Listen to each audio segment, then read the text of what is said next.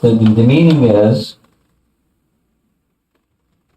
you haven't learned that one, right? Okay. They're mentioned, Janma, Krishna's birth, and his activity. We say normally Leela. In Bhagavad Gita, Krishna says karma, his activities. Janma karma chame. Divyam means divine or transcendental. Janma karma chame divyam evam yoveti. Vid means to know. Vid.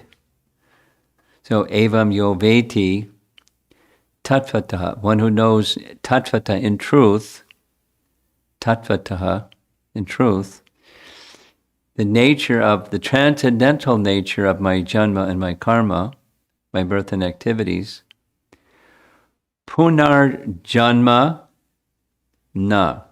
That person will not take another birth. Punar janma na.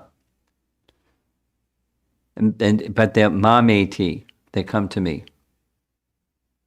Take it back to Godhead. Just to know those two things, Krishna's janma and Krishna's activities.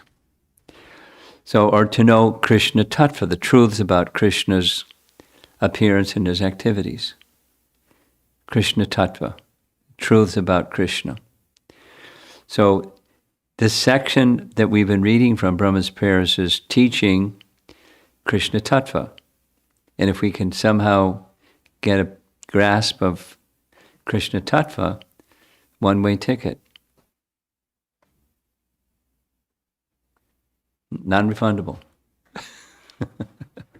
It means you can't I don't know if I want to go there. You go there. So there's some details about Krishna's janma, or there's details about Krishna tattva that are important for Vaishnavas. Now, Vaishnava means worshipper of Vishnu, but Vishnu tattva, Vishnu category, like knowing Krishna is Vishnu tattva, knowing about Balaram is Vishnu tattva, knowing about Lord Nrsingadev is Vishnu tattva, because they're all the same category. So there's, along with the expansions of Krishna, that was a discussion today.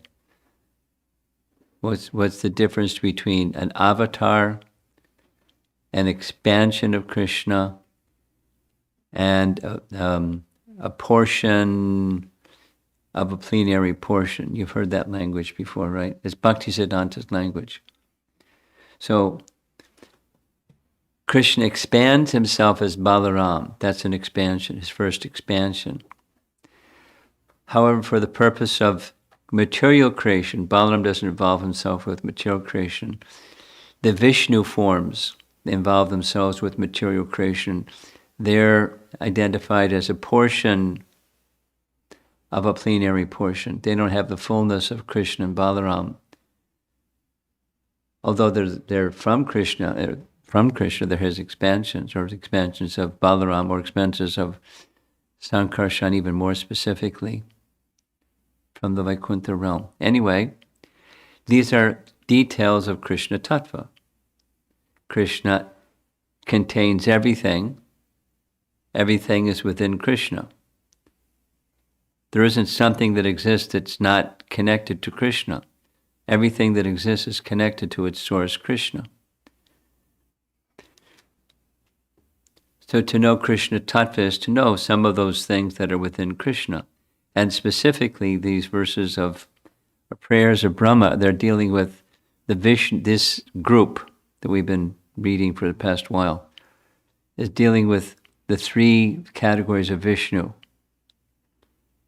Mahavishnu, Garbhadakshay Vishnu, Lord of within the universe, and the Lord within the heart. Ksirodakasayi Vishnu, Paramatma. There are three Vishnu categories it's one entity, Vishnu is one entity, then they're expansions of Krishna. So in these prayers, Brahma has just explained, in a roundabout way, but Krishna is Mahavishnu, or Mahavishnu is Krishna. Krishna is Garbhodakshayi Vishnu, or Garbhodakshayi Vishnu is Krishna. And Ksirodakasayi Vishnu is Krishna, or Krishna is Ksirodakasayi Vishnu. They're the same. Although one is the source of all the others. There are expansions, and there's the source of the expansions. There are Purusha avatars, and there's avatari. Avatari means the source of the avatars. So Brahma knows this, and he's saying it in a very interesting way. And so we're going to read some. I'm spending time about the context because it's Krishna Tattva, and it's a little intricate. It's not something that's standard outside of Vaishnavism. Or let's say there's other scriptures of the world, they don't teach about the Purusha avatars. There's no mention. Just all there is God or some other nomenclature indicating, the Supreme Being, the Supreme Person. So he's the Supreme Person. Then here's some details about him.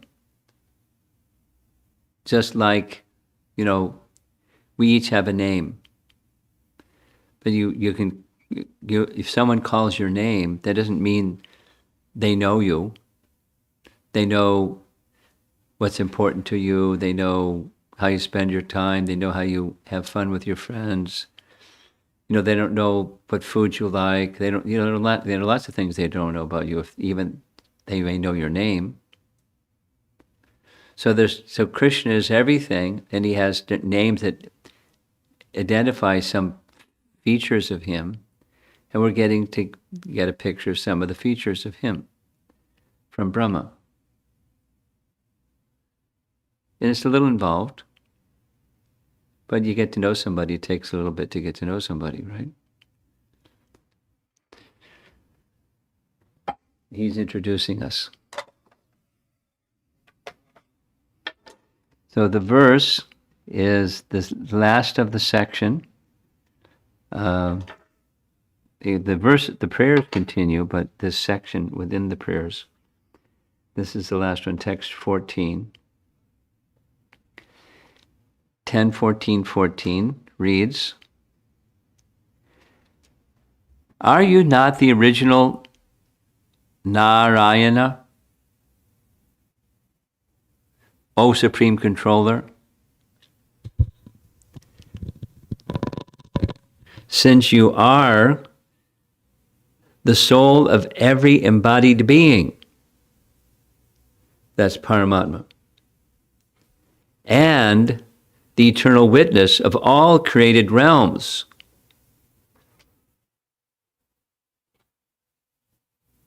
That could be Mahavishnu or Garbhodakshayi Vishnu. "Indeed, Lord Narayan is your expansion." He's saying you're the original Narayan, Krishna, Swayam Bhagavan Krishna, the original. And he is called Narayan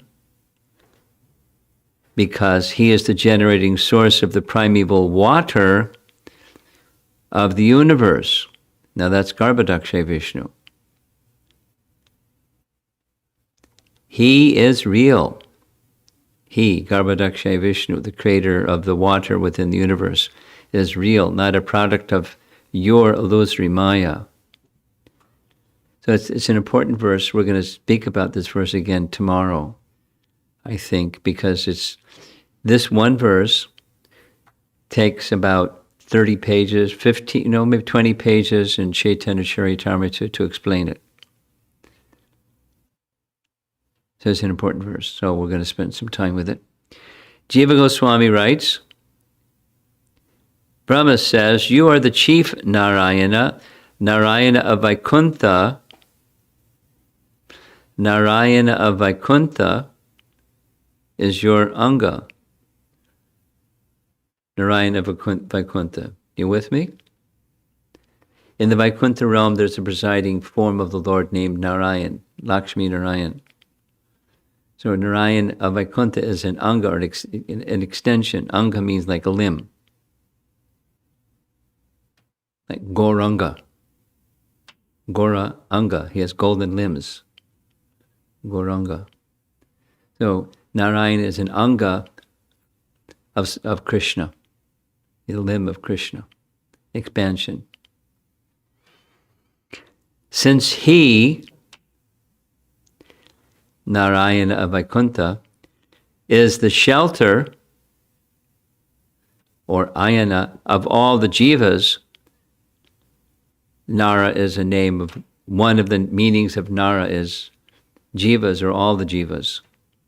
So Narayana is the shelter of all jivas. In the material world, he is a secondary form, meaning you are the primary form and he is your expansion. By the Achintya Shakti, his form is both limited and unlimited. For example, we spent a lot of time on this with Mother Yasoda binding Krishna, the month of Kartik. So simultaneously, Krishna is unlimited and limited.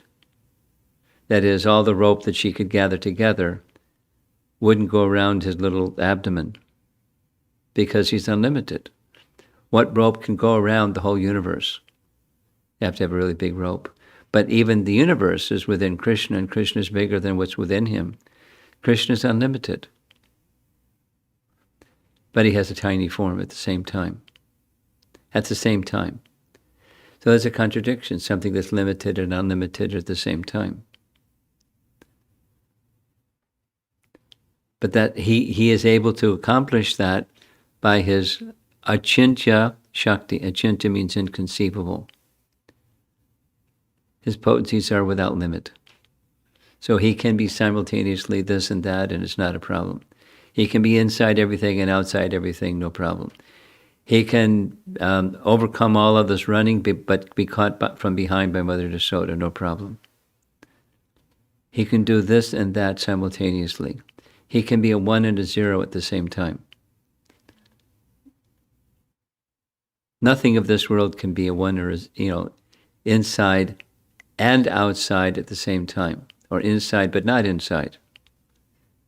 Anyway, it's his inconceivable potencies that permit Krishna to do that which is within our mind not conceivable. For him, it's not a problem because of his inconceivable potencies. By being the shelter of the jivas,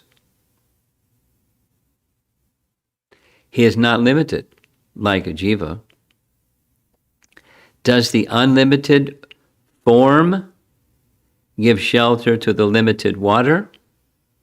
Does Garbhodakshaya Vishnu, who has unlimited capacity, give shelter to the water of the Garbhodak ocean? Yes, he gives it shelter. This verse also acts as a conclusion to an intermediate topic by again introducing Krishna after praising him as the forms of the Purushas. The Purushas, Mahavishnu, Garbhodakshaya Vishnu, Ksirodakasayi Vishnu. Disha. What does Isha mean? Isha means controller. Isha. Adisha indicates the person who is above Isha. Adhi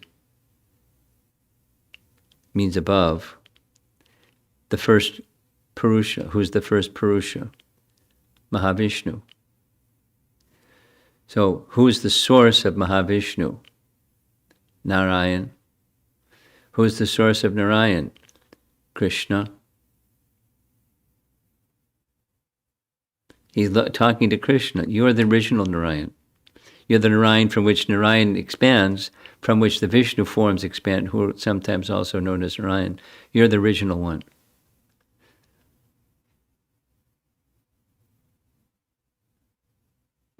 Adisha indicates the person who is above the first Purusha, Adi, Isha. Who is the great creator? Mahavishnu is the great creator. Oh Lord, you are actually superior to the first Purusha, since you are Swayam Bhagavan. Paragraph. It is said in the second canto, chapter 6, verse 42, 2:642. Sanskrit reads, Adya Avatara Purushaha Parasya. There's that same Adyaha Avatar, the original avatar, the origin of all avatars. This first Purusha, and then the word comes Parasya. We're going to hear a definition. Mahavishnu is an expansion of the Lord of Vaikuntha. That's what that verse means. Sridhar Swami explains that the word Parasya means the Lord of the instigator of Prakriti. Who's the instigator of Prakriti? It's Mahavishnu. He glances over Prakriti. So Parasya means the Lord of Mahavishnu. That's Narayan. The first avatar, Adyo Avatara, is the 1,000-headed Leela Vigraha described in the Vedas. What's the 1,000-headed Leela Vigraha? Anantashesh. Anantashesh. He has lots of hoods, thousands of hoods. And he, Sankarshan, expands himself as the three Purushas, or even specifically.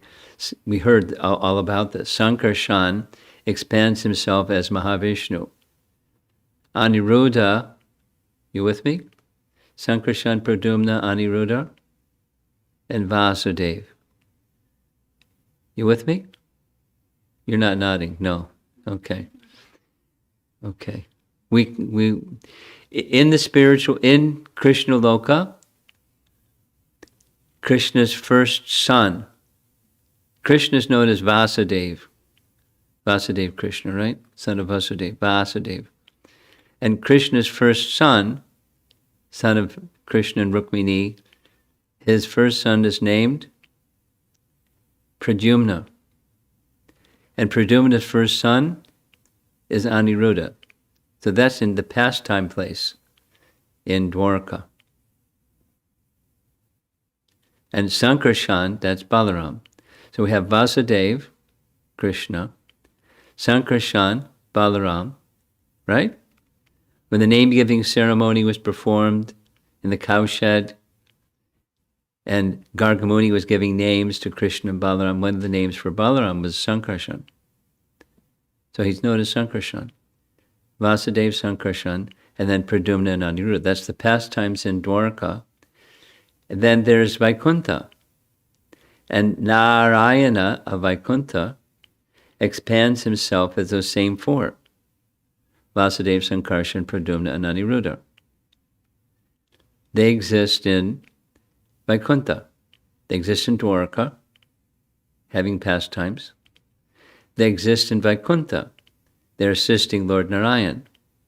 And Sankarshan of Vaikuntha expands himself as Mahavishnu for the purpose of creation.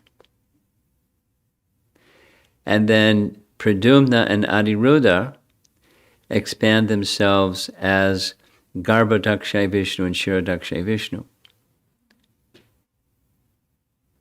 So now we have the material world going on that are expansions of these same personalities of Vaikuntha, or expansions of the same personalities in Krishna Loka.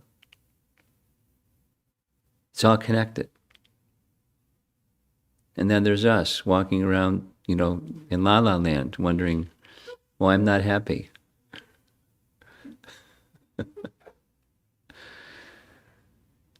Supposed to be happy. Sometimes I'm happy. Most of the time I'm not really happy. But I don't think about it too much because I get more unhappy. So I do brain-numbing things so I don't have to feel about I'm not happy, because I want to be happy. So that's the first avatar. This is now back to Canto 2, Chapter 6, verse 42. This word Parashya means the Lord of Mahavishnu, Lord of the instigator of Prakriti, this Mahavishnu. That's Narayan, or even more specifically, it's Sankarshan of the spiritual world. The first avatar, this verse is saying, is the thousand-headed Lila Vigraha described in the Vedas. That's Sankarshan, Anantashesh. 1,000 hoods, right? Anantashesh. All the forms of the third Purusha, that's the Paramatma, which reside in the Jivas,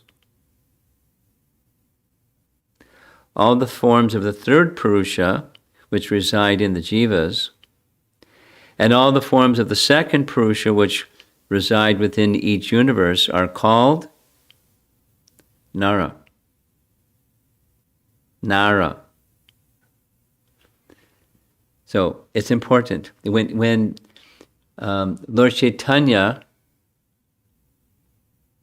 wanted to call Advaita Acharya, he would sometimes just call him familiarly Nara. It's in Chaitanya Bhagavat. He didn't call him Advaita Acharya, didn't call him Advaita, he called him Nara, because he's Mahavishnu. So each of those Vishnus, each of the three categories of Vishnus, can be known. One of the ways to know them is Nara. All the forms of the third Purusha which reside in the Jivas, and all the other forms of the second Purusha situated within each universe are called Nara. The form, including all of these, is Mahavishnu. Ta-da! And then Vishnu has his source. He is the shelter, he is their shelter, and thus is called Narayana, or the shelter of the Naras. Ayana means shelter, and Nara means these different Vishnu forms.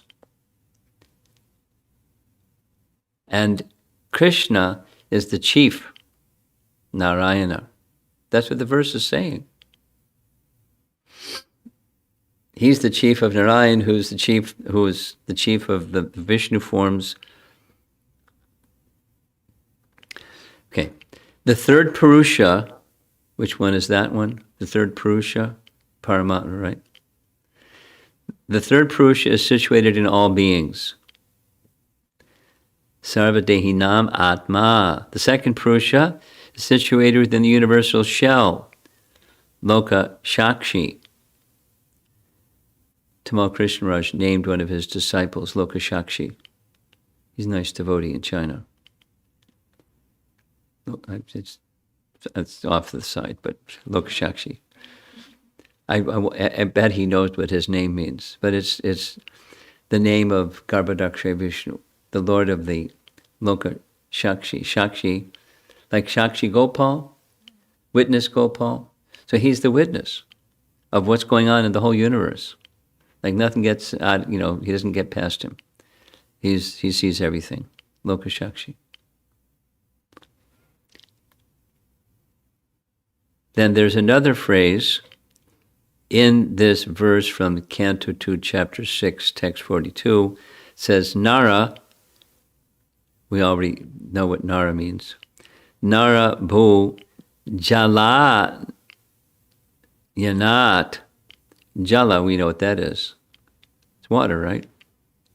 Jala, like Jaladuta, the water swan. Jala.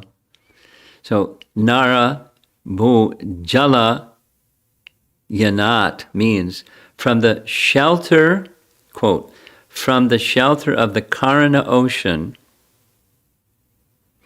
from the shelter of the Karna ocean. Karna ocean is where Mahavishnu lies.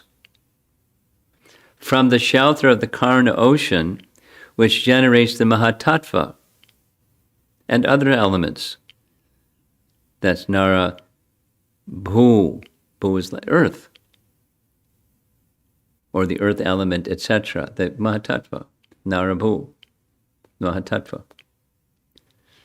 that arise from Mahavishnu, lying on the causal ocean. That ocean is called Nara because it's related to Vishnu. Vishnu is Nara, and the ocean is of him, so it's Nara also. Thus, Narayana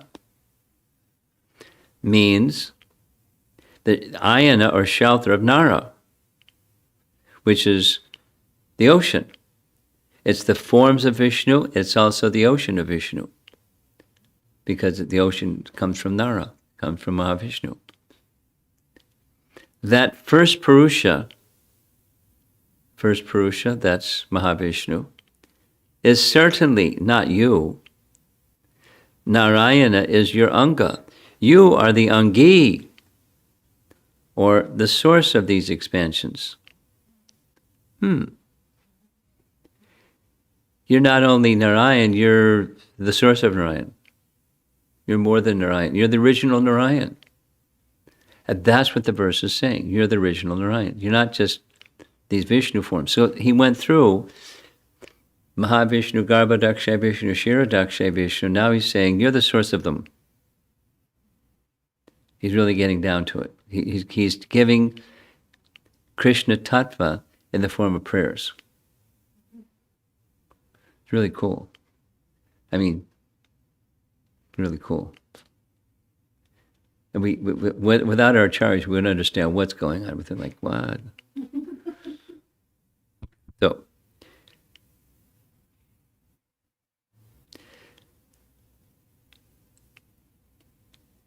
he then quotes the Narada Pancharatra. What's the Narada Pancharatra? Narada Pancharatra, one of the things that we know about Narada Pancharatra, it's where our deity worship standards come from.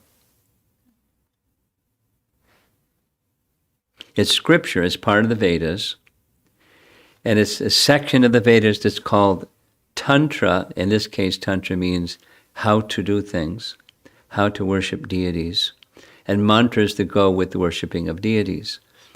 So, for example,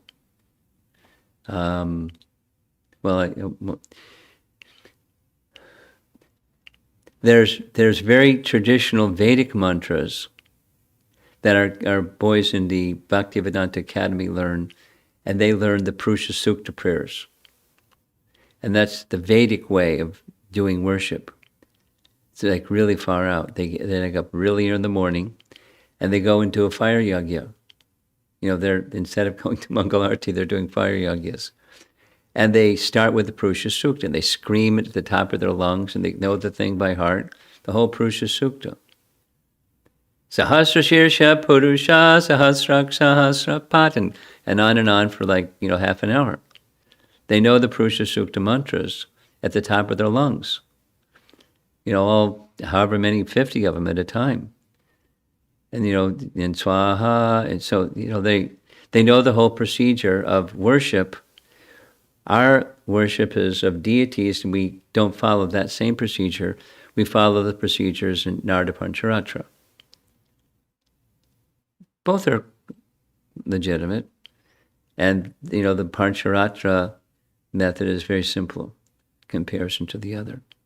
But there's both worship. So from that same Narada Pancharatra, here's a verse, it's long Sanskrit.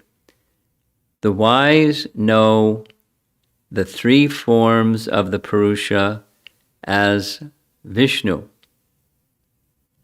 The first is the creator of the Mahatattva, the second resides within the universe, and the third resides within all living entities. One who knows them becomes liberated. You know Krishna Tattva, and you get it's a one-way ticket, same message. Now, would you be interested to hear? Sure. That it's this very verse is quoted in Bhagavad Gita 7.4 purport.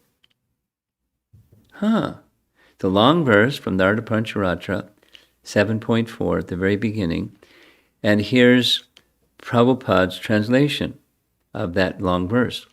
For material creation, Lord Krishna's plenary expansion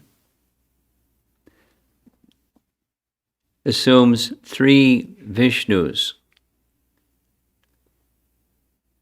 His plenary expansion assumes 3 Vishnus. The first one, Mahavishnu, creates the total material energy, known as the Mahatattva.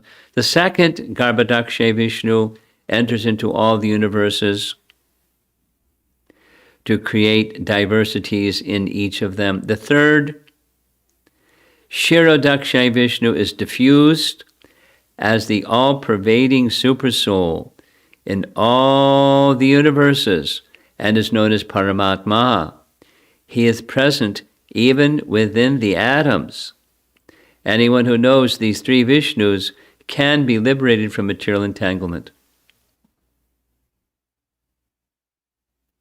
Bhagavad Gita 7.4 purport. So this is Bhagavatam, and it's being explained by our acharyas in kind of like a more complete picture, but it's not a totally new picture. It's Bhagavad Gita purport. Brahma continues in the commentary, I am your son, since I rose from the limb of your expansion. That limb of it, so there's the expansion is Sankarshan, and the limb of his expansion is Vishnu. Anga, of Angi, the limb of the source. And now comes this verse again. Look at this, 2.7.26. Translation, the Sanskrit is there. Krishna, whose expansion has skillfully bound up hair, Krishna, whose expansion has skillfully bound up hair, whose method of attainment is unknown to men, having made his appearance to relieve the earth of the suffering caused by the armies of demons and to relieve the devotees of their pain of separation, will perform activities whose sweetness will hide his powers. Now, chapter 7 of Canto 2 is a list of avatars.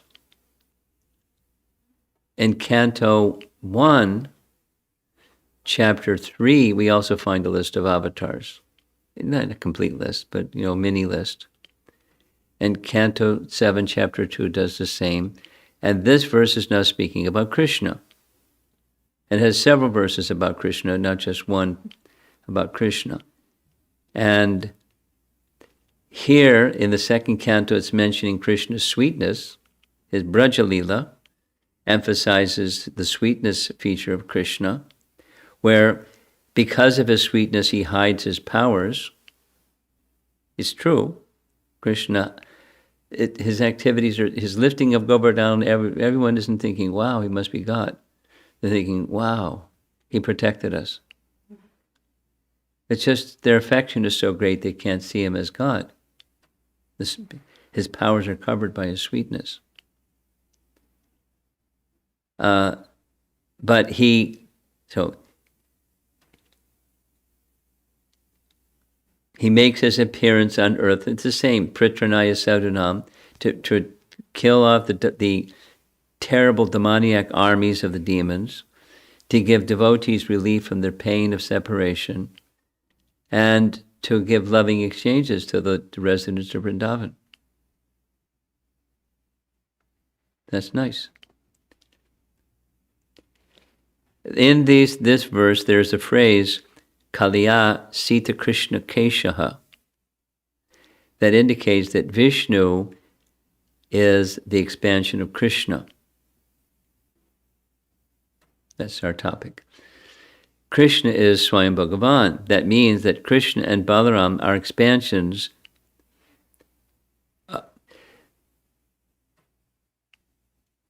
Those who think that Krishna and Balaram are expansions of Vishnu, there are those that think that Krishna and Balaram are expansions of Vishnu. He writes, that's the viewpoint of the Devatas. This phrase, Sita Krishna Kesha, is also found in Mahabharata. It is simply meaning having radiance. Kesha means hair. Kesha has another meaning. What's that? It means rays of sunlight. It can mean hair on your body, but it can also mean rays of sunlight. And so he quotes the Mahabharata. O best of sages, my rays are called Kesha. Those with knowledge therefore call me Keshava. Hey, Keshava.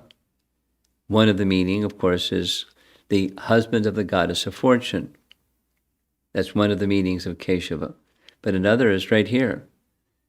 His rays are called Kesha. So he's the one who possesses rays, effulgent rays. Now the same topic is going to be explained from Canto 1, Chapter 3. Remember I said Canto 1, Chapter 3 has a list of incarnations. So the very first 4 verses, you can look it up later, I'm going to read the translations. It's 1.3.1 through 4. Here's the translations. Now this is not Prabhupada's, this is our Acharyas.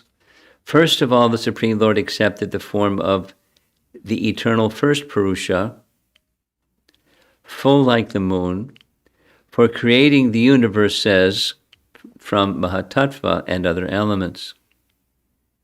Next, after Garbhodakashayi Vishnu lay on the water and went into trance, Brahma, Lord of the universal creation, appeared from the lotus in the water of his navel. The expanse of planets is imagined to be situated at various places on his limbs. That's Garbhodakashayi Vishnu's limbs, which is the Virat Rupa, the universal form. We discussed this.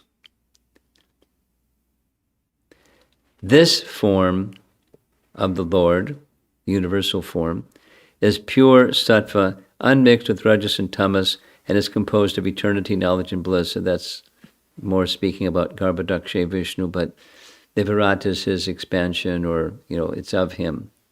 Anyway, next is the verse 4. With spiritual eyes, the devotees see this amazing form with thousands of legs and arms, thousands of heads, ears, eyes, and noses, shining with thousands of crowns, earrings, and clothes. That's this Sahasra Shirsha Purusha phrase. Now, the avatars are described starting with the Kumaras, 136. And having described 22 forms, Krishna is mentioned among them as one of them. Doesn't say that in the purport. But he is particularly described as Ete Changsa Kalapungsa Krishnastu Bhagavan Swayam. That is, these are all angsas and kalas, but Krishna is Swayam Bhagavan. Angsa means a limb, like limb or a part, and kala means a portion of his expansion. The meaning of verse 1.3.1 is this. Bhagavan, the Supreme Lord, manifested, or Jagrahe, the form of the Purusha for creating the universes. This Purusha, produced by the elements, which arose from within himself, they were merged there at the time of devastation or pralaya. The pradhan, the elements, were in an unmanifested, undifferentiated, dormant state that came as a result of the devastation. They just kind of hung around for a while like a cloud. It is said, gives the Sanskrit, Vishnu contained within himself the jivas with their subtle bodies. 3.8.11. Hope you have your seatbelt fastened. It's going to get a little technical. 16 kalas.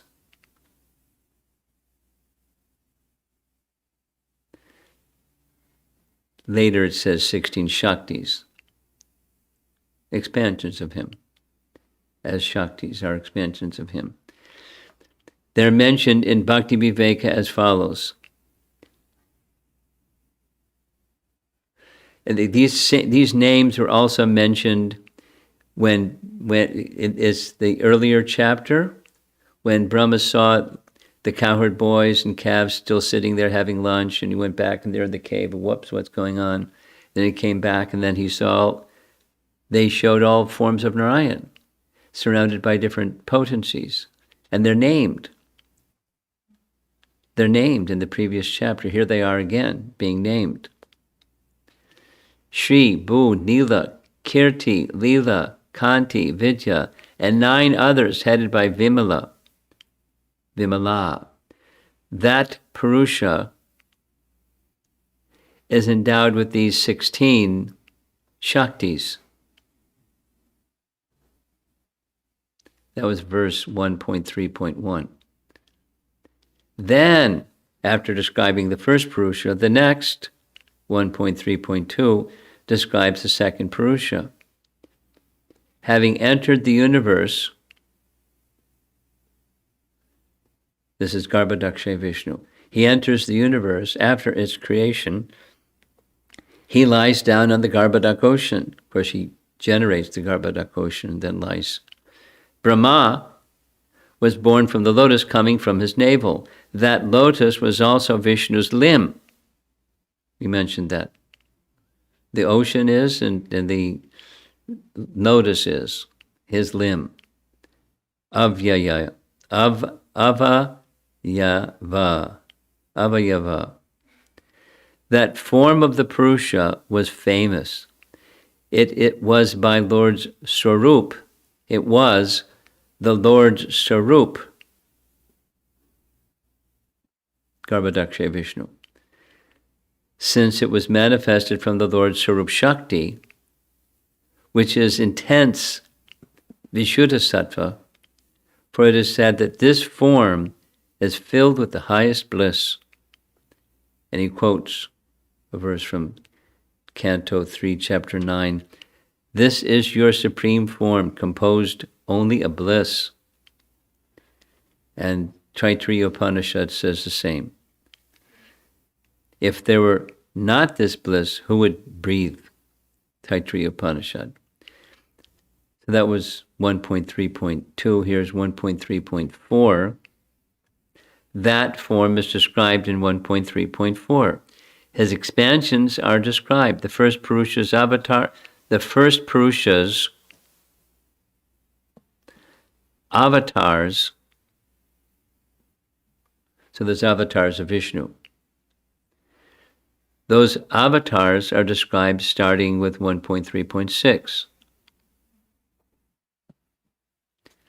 Then, in that series of verses describing the avatars, comes the avatari of the Purushas, Swayam Bhagavan, who is described ete changsa kala pungsa. These avatars, such as Kumar, etc., are of these different categories, Angsa and Kala and Purusha avatars. This is how Sridhar Swami explains this verse.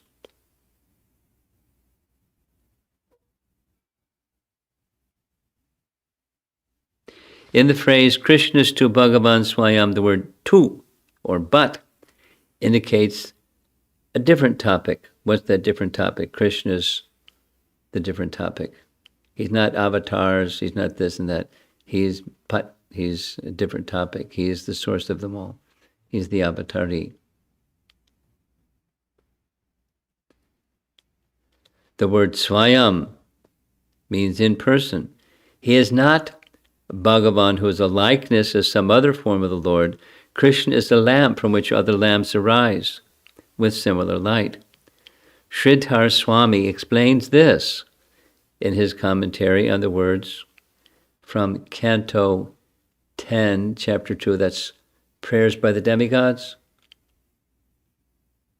to Krishna in the womb, in the prison house of Kamsa. Demigods came into the prison house and were offering prayers. That's mentioned in that Chapter 2, Canto 10. The phrase angsa bhagena is used.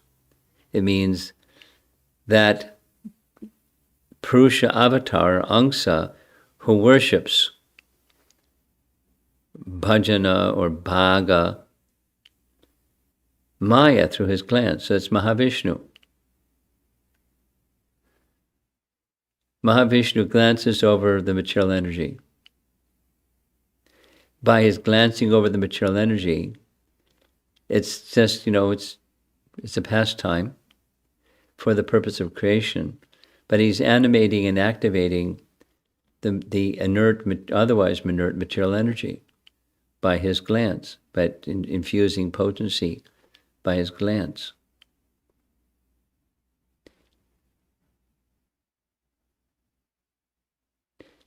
That form, Krishna's Mahavishnu form, is in all ways complete. And then the commentator, points to something that Krishna's father Vasudeva said. So now we're going to go to the solar eclipse in Kurukshetra. Solar eclipse in Kurukshetra? Yes? Yes? No? Not sure. Not sure. When there's a solar eclipse, it's tradition in India, you go to a holy place. So the devotees from the capital, the Hastinapur capital, the devotees from Dwarka, and the devotees from Vrindavan all went to the same place, and they met together. It was really fantastic. They had a big party at Kurukshetra to go to a holy place on the occasion of a solar eclipse. And there was conversations with different devotees.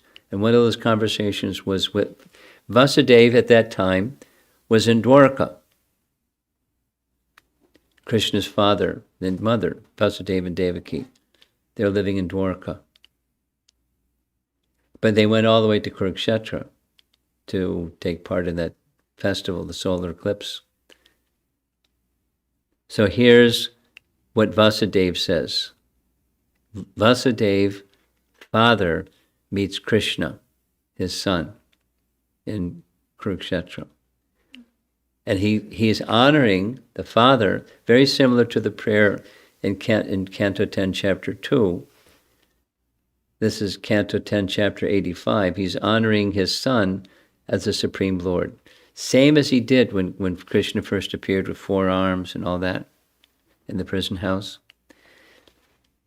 O soul of all that be, the creation, maintenance, and destruction of the universe are all carried out only by a fraction of an expansion of an expansion of your expansion. Today I have come to take shelter of you, the Supreme Lord. He's speaking to his son, Krishna. Sridhar Swami explains that Angsha, in this case, refers to the Purusha. That's the Vishnu forms. And the Purusha's Angsa is Maya. We're in that created realm, and there's a expansion of those Purusha forms in the form of Maya. God is covered. Brahma Samhita says, in praising Krishna, you'll recognize this verse. Yasyaika nishvitita kalamatavya jivanti loma vidaja jagadandanataha Vishnur Mahan, there's Mahavishnu. Vishnur Mahan Saiha Yasya Kala Vishe, there's Kala. Vishesho Govindamadi Purusham Tamaham Bhajami. I worship the Supreme Lord Govinda, whose first expansion is Mahavishnu, who determines the appearance and disappearance of the rulers within the universe, even Ksirodakasayi Vishnu, by his exhalation and inhalation of breath. When he inhales, everything's wiped out. When he exhales, everything comes into manifest state. And in between, it's inside his body or inside him. Pretty powerful. Almost done. Therefore, Brahma rightly says in this verse, Narayana is your expansion, or you're the original Narayan. Brahma also saw this in Braja. That's the previous chapter. When Krishna showed him all the Vishnu forms, or Narayan forms. Brahma will also say in 10, 14, 18, that's 4 verses after this one, gives the Sanskrit, have you not shown me today that both you, yourself, and everything within this creation are manifestations of your inconceivable potency? He's saying it as a question, but he did. Everything is from Krishna. There isn't something that exists that doesn't come from Krishna. Everything that exists comes from Krishna. Well, everything within the universe and outside the universe, everything comes from Krishna. And he showed that to Brahma. Now, back to the verse. Perhaps my expansion form is illusory, like the universe, created by some magical curtain. Brahma, no, it is real, not illusory. It is not possible. Now that goes back to, there are some philosophers that say the world is not true. The impersonal Sankhya fellows. Doesn't exist. Jagat Satya. Brahman Satya Jagat Mithya. They say that one. You know what that means, right? Brahman is truth. It exists. And the world, Jagat Mithya, doesn't exist. So there are some people that say that. So Krishna's proposing Brahma. What about, the people that say the universe doesn't exist? Brahma's, no. This world exists. It's not illusory. It's not possible. It comes and it goes. It's manifest and withdrawn, but it exists. And you exist. And you're the source of all that exists. So this is, therefore I want to take shelter of you. And one of the important parts of all of this is he wants to be excused or pardoned for his inappropriate behavior. The word is used, indolence. He was challenging Krishna. How powerful are you? I'll show you some of my powers. Let's see what you'll do. I mean, it wasn't like with that attitude. He was curious, but it was insolent. When you're curious, you have to be careful how you manifest your curiosity. You can offend people. So in the course of summary, stepping back, Brahma recognizes he made a big mistake. He is expecting he's going to get a reaction for his big mistake. He's preparing himself for that reaction. He is asking that he be forgiven for his mistake for various reasons, because now the curtain of illusion has been pulled away, and now he's understanding things he didn't understand before. And he's totally dedicated to Krishna. And that's the main thing. Because he's totally dedicated to Krishna, surely Krishna will, and Krishna does, give his mercy. He doesn't punish, he doesn't scold, he doesn't get on his case, he doesn't, doesn't respond in a adverse way. He's accepting his apology. And he's reinstating him. Now, when it's all done, Brahma is still feeling very unhappy with himself that he did these bad things. So you know what he did next, right?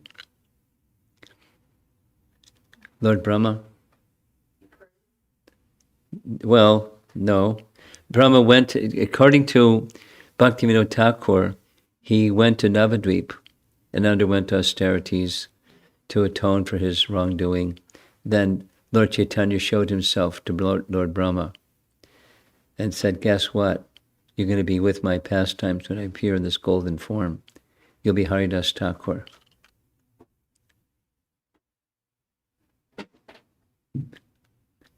That's pretty good punishment, huh?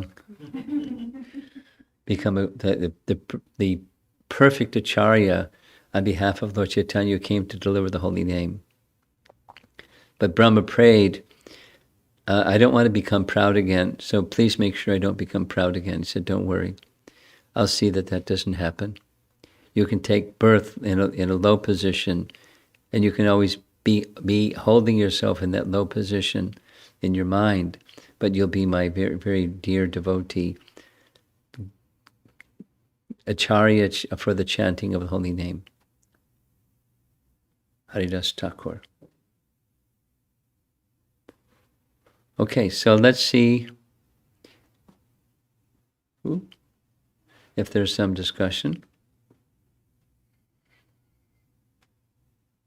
Anything in the room or outside the room, in there online?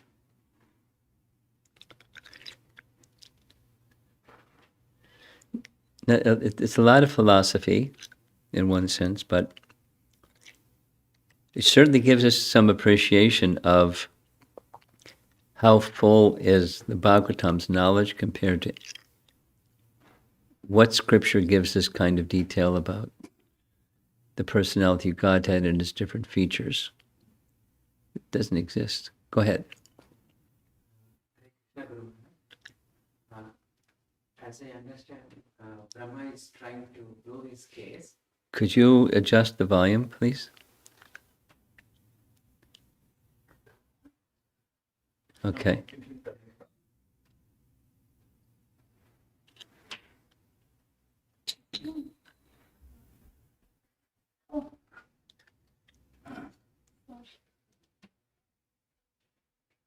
Are we on? Try again. Not on.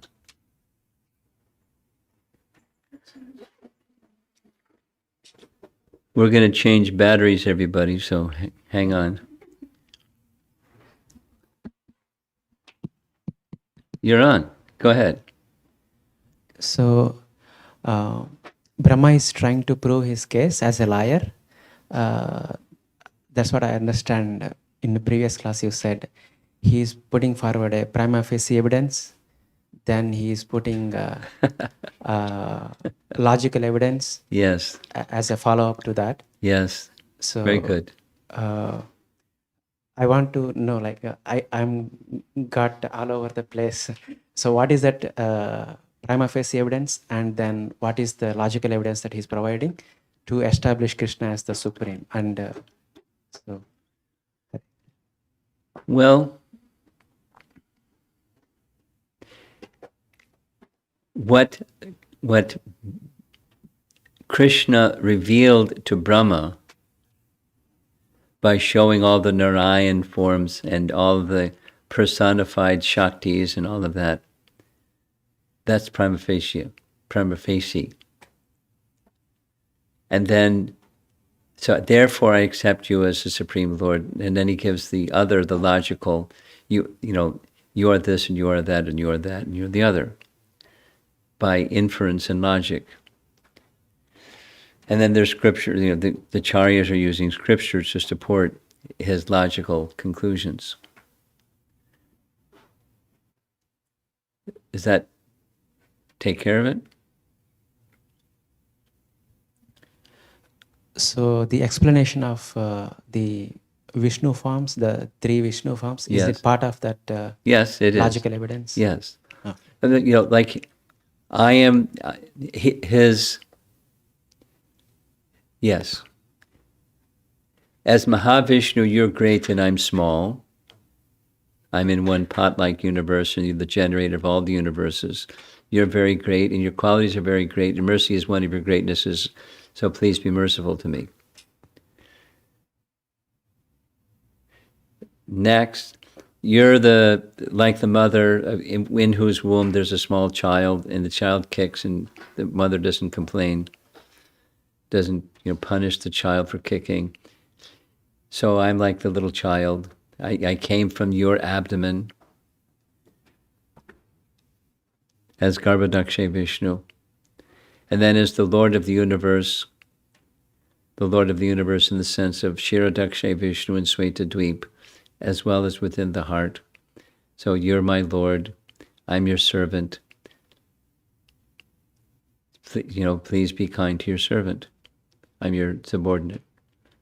And submitting myself, so please be kind. Those are logical ones. Okay?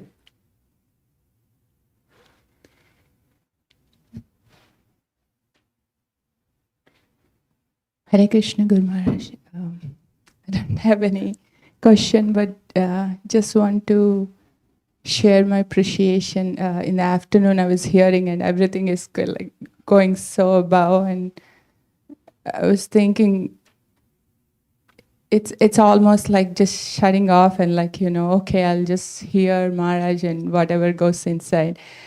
Thank you so much for starting the class with that. What is the importance for us to hear the Krishna Tattva? That somehow set the mood, and I feel something's got set in, especially about these 3 incarnations, the Purusha incarnations. Just want to confirm this couple things, Guru Maharaj, if I understood correctly. You mentioned about this Loka Sakshi. Before you go on, I just want to say something. If you remember this COVID, you know, visiting homes and doing house gathering little things, not big programs, what we're doing, it started even maybe a little bit before that. It started with a PowerPoint, you know, really high level, simple presentation with lots of images and stuff about Brahma's prayers. That's where we began. And then I was getting more. So, okay, we did some more. Now we're going, you know, at a much deeper level. So those that are finding, you or anyone else finding, whoa, this is really over my head. So go back. Those are all recorded. And there's images that help you understand. It's not going into such depth as we're doing now. So you get, you know, the big picture, or go back and read Krishna book and you get the big picture. We're going now into finer detail of what Brahma's prayers are actually saying, and they're really deep and profound. And to go into deep and profound, there's you have to get into some detail. And if people are getting lost, my apology, go back and listen to the recordings of the PowerPoint presentation. They're much simpler. No, go ahead. Lokashakshi. I want to, I'm sorry, Guru Maharaj, if I sounded like it's getting lost. Yes, the philosophy part is like really up there, and it's, that's stretching the mind. But I really want to appreciate you taking your time. I'm sure how many hours it must be taking for you as you're sharing about the acharyas, giving us this, their sharings, their realizations. I'm feeling a lot of help and connection to Krishna through your sharings. Thank you so much for that, Guru Maharaj. Okay. Yeah. And the topic is covered in several places in the Bhagavatam, and therefore that tells us something. It's important, and it doesn't stay on that topic until it's threadbare. It goes on and comes back again, goes on, comes back again, so it tells us it's important from different perspectives, and our acharyas are very neatly tying this strand together with that strand, with another strand, and making, a nice tapestry.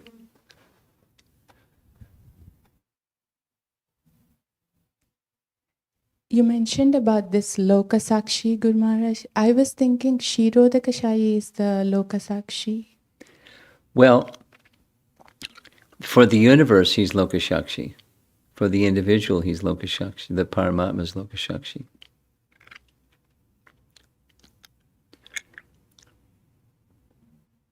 Loka, Shakshi, Garbhadakshe Vishnu.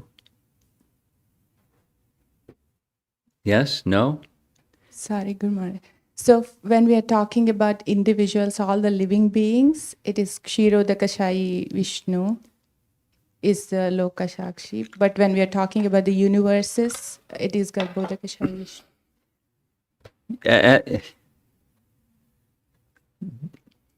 Don't get too rigid with this terminology, because in one context, Narayana can mean so many things. In one context, Hiranyagarbha can mean so many things. Atma can mean so many things. I'll go back to where the reference was. Hopefully I'll be able to find it without too much difficulty.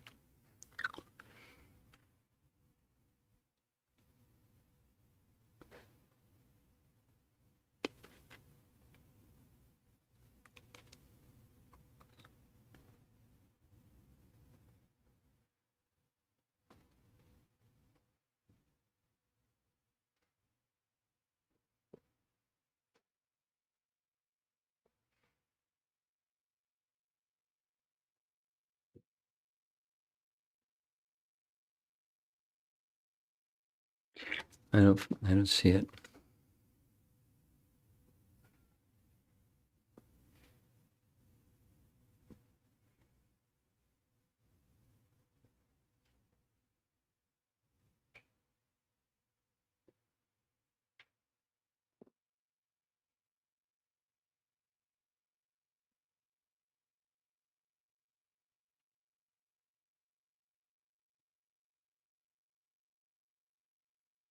Sorry.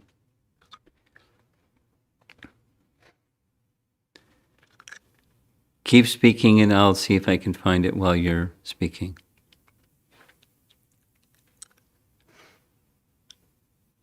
You have something further? No? So what I was attempting to say is there can be different ways of viewing Lokashakshi. It can be, here it is. The third Purusha is situated in all beings, Sarva Dehinam Atma. The second Purusha is situated within the universal shell, Lokashakshi. Loka Shakshi, within the universal shell. Did that answer your question? Okay.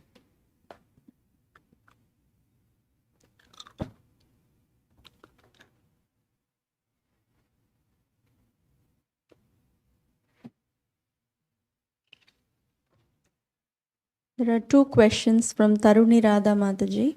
First question. When Brahma is talking about the opulence and greatness of Krishna, in these last few verses, it's akin to Arjuna glorifying Krishna when he displays the universal form. Is this similar to Arjuna glorifying Krishna when he displays the universal form? Similar, different. The second question, Krishna is naturally great, being the Supreme Personality of Godhead. So, when I hear these last few verses of Brahma, it does not stir my heart like when I hear about the verses describing Krishna's Bhakta Vatsalya quality. Does this happen at a lower stage in one's bhakti? And as one matures, one is able to relish everything one hears? I think so.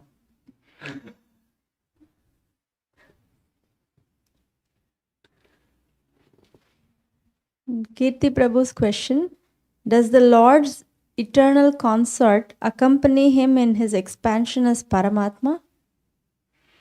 We don't hear of any consort accompanying Paramatma.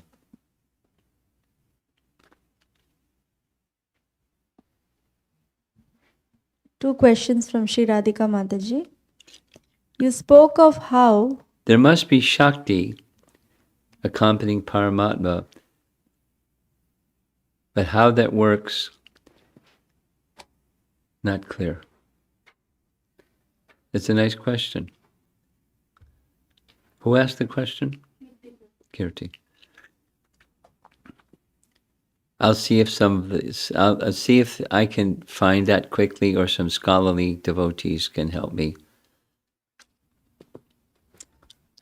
Somewhere I recall reading something, but I can't remember what that something is. So let's move on. Mahati Mataji also asked a similar question in the afternoon. Kind of. Okay. Sri Radhika Mataji's questions. First one, you spoke of how one who is curious should be careful of offending others. I have noticed that often my intent differs from the impact I cause. As one gains purity in one's relationship with Krishna, does Supersoul provide better ability to align impact with intent? Yes. While I'm striving for purity, how to better align impact with my intent? Get intelligence from Supersoul. And, when you make mistakes, learn from mistakes. Second question. You mentioned that Lord Brahma, even after having offered such heartfelt and devotional prayers, and even after feeling deep remorse, continued to feel badly about his actions at the conclusion of his pastime, of this pastime. How does a devotee feel exonerated of his embarrassing mistakes made in less mature stages of bhakti? Something, if I've understood the question, is the question to say we make mistakes in our less mature stages of bhakti, and how does that play out as one moves into more mature stages of bhakti? Is that what the question is? The remorse for having done the mistakes in less mature stage, how does it carry forward in time? Guru Maharaj, I have difficulty. I have a vocabulary difficulty. I don't know what exonerated means. Becoming freed from. Okay. So the question then is, how does a devotee feel freed of his embarrassing mistakes made in less mature stages of bhakti? Okay, so my understanding goes like this. Part of the purification of being aware of past mistakes that one has made, because there's probably many past mistakes we'd not aware of in previous lifetimes, for example. But mistakes that we have made or vasanas, tendencies to do things that we know are not what's wholesome or good for us or others.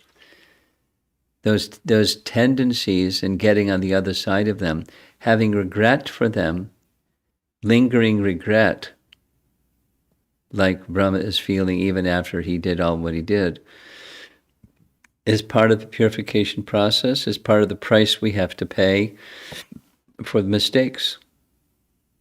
It's not unwholesome, it's wholesome.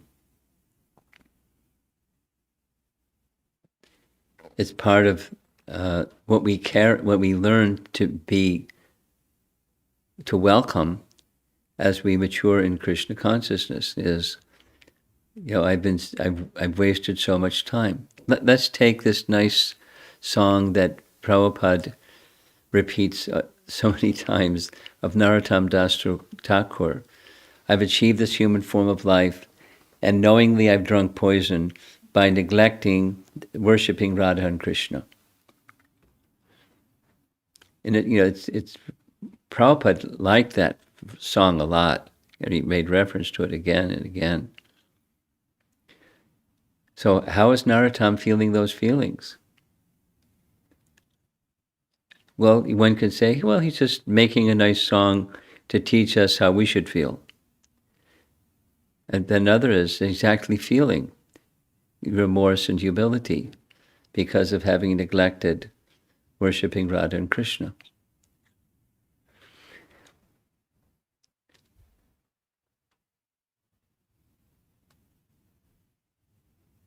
Or Krishnadas Kaviraj. I mean, there's so many examples, but Krishnadas Kaviraj, considering himself lower than a worm in stool. And how exalted is Krishnadas Kaviraj? He's able to write, the biography of Chaitanya Mahaprabhu that's out of this world. And he's feeling very humble, humiliatingly humble, embarrassingly humble. So it's part of the purification process, part of the deep purification process. It's not regret, seeking forgiveness, being forgiven, and it's like it never happened. You don't dwell in, what's the word? Lamentation and sorrow. That's mode of ignorance. But you have regret nonetheless. It keeps your back straight, keeps you sober, keeps you alert to not do it again. Just like you're part of what's needed when you make mistakes is to learn to not do it, learn what the mistake is and not do it again. So reminding yourself so you don't do it again, because tendencies have a tendency to repeat themselves. Conditioned tendencies. So it helps check conditioned tendencies. It's part of Krishna's mercy upon a devotee that's made mistakes and who hasn't made mistakes.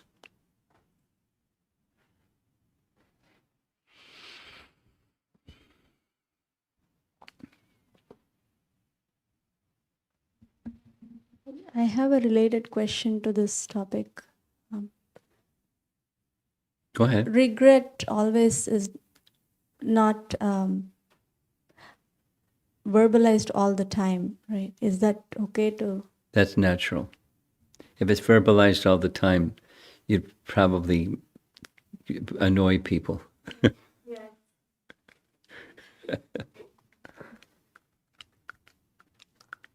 And this question is from Srinivas Srihari Prabhu.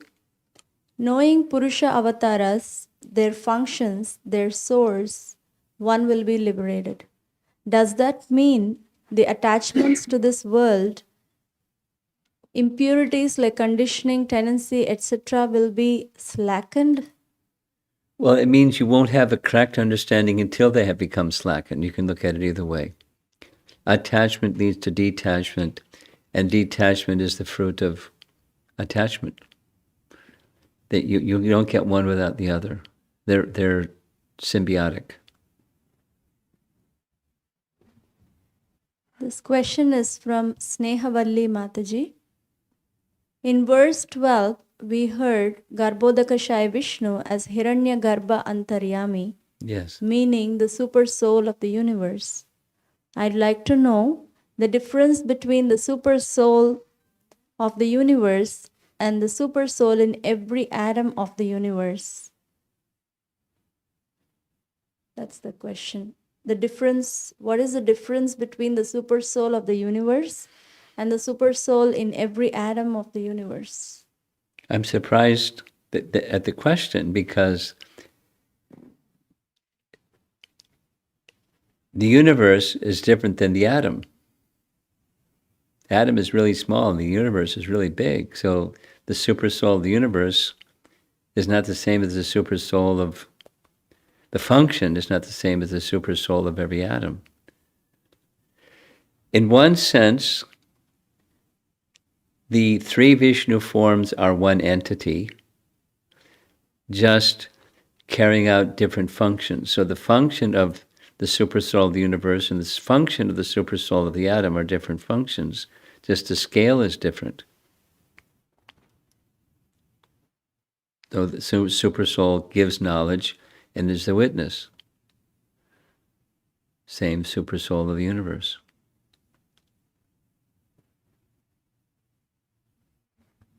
Snehavalli Mataji's second question. We have previously discussed in Brahma Samhita that Krishna's first expansion is Sankarshana, and then Sankarshana expands into the quadruple expansion, which then again expand into second quadruple expansion. So it looks like the creation is from Sankarshana, who is Lord Balaram. You mentioned in the beginning that Balaram doesn't get involved in the creation.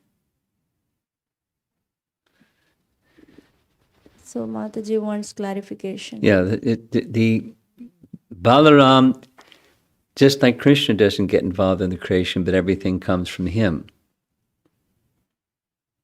Similarly, Balaram is Krishna's first expansion, but he's not directly involved in the material creation. It's the Vishnu forms, and the Vishnu forms are expansions of the second Chaturvyuha. So that's my explanation. Balaram doesn't get involved directly, but through his expansion, he expands his second Sankarshan, who then expands as these forms in the Mahavishnu, etc.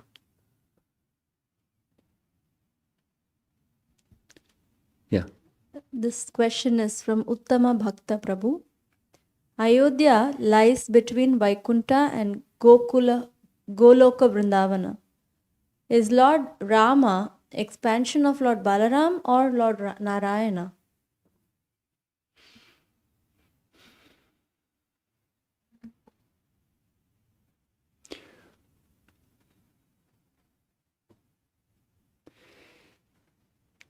There are different scriptural references, like, for example, the Sri Vaishnavas have their scriptural references that indicate, the four brothers. And the Srimad Bhagavatam, if you read it carefully, has a different picture. But Ram is, in the Chaturvyuha, he is Vasudeva. And Lakshmana is Sankarshana. So you can think of Lord Ram in the Bhagavatam references, he is the Vasudeva feature of the Supreme Lord. Just like Krishna is the Vasudeva feature of the Supreme Lord in Krishna Loka or in Dwarka.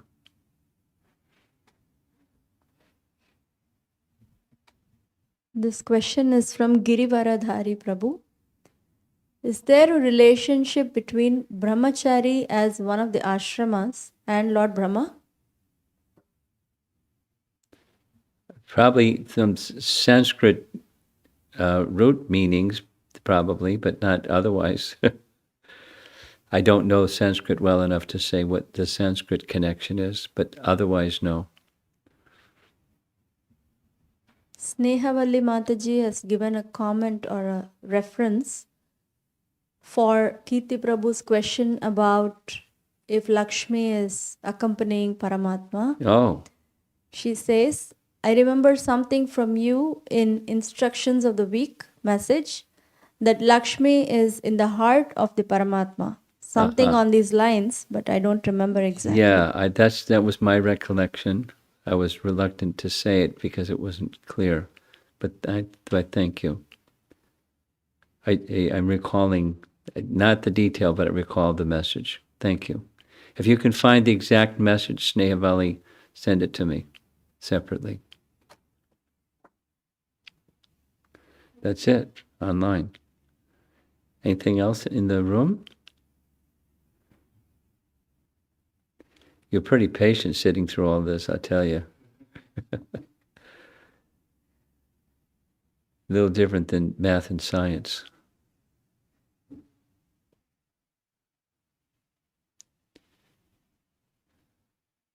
Have you taken all your exams already? When do you take them? Well, we're almost there. They're coming up soon? Like 5 more months, like there. June, May or June. But no, but what about the semester? The end of the year is 2020. Is almost over. Oh, this year. This year, yeah. So did you have exams? Yeah. Okay, that's what I was asking. You're on vacation already? Wow. Yay.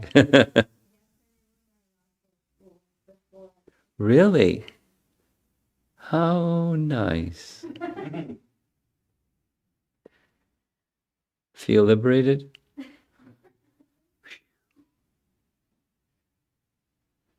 Okay. Thank you very much, Prabhupada Ki. Right.